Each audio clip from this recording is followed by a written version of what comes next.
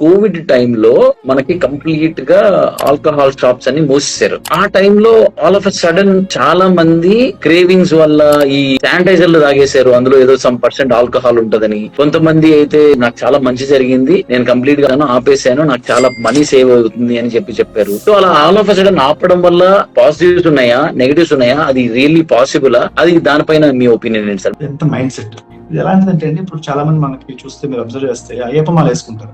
నా 40 days smoking చేయరు, drinking చేయరు, వాళ్ళకి ఏమి ఇబ్బంది ఉండదు, అన్ని షాపులు ఓపెన్ అయి ఉంటాయి, వాళ్ళు వెళ్ళరు.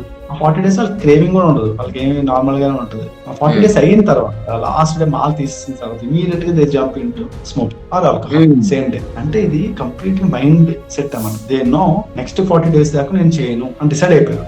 100% డిసైడ్ అయిపోయారు. ఇట్స్ నాట్ నార్మల్ గా decide 100% they no next 40 days దాకా నేను చేయను, స్మోక్ చేయను. The moment you decide 100% there'll be no craving. Actually ఎప్పుడైతే మెంటల్ మాపింగ్ ఉందనుకోండి, మెంటల్ మాపింగ్ అంటే సరే కానీ లేదు చేయకూడదు. ఎప్పుడైతే ఈ థింకింగ్ ఉందనుకోండి, ఎస్ ఆర్ నో మీద పిల్లలు ఉంటే ఈ మాపింగ్ ఉన్నప్పుడే ఏమవుతుంది అంటే ఏదోటి తాగేద్దాం, ఏదోటి తినేద్దాం, ఏదో చేసేద్దాం అనే హ్యాబిట్ వస్తుంది.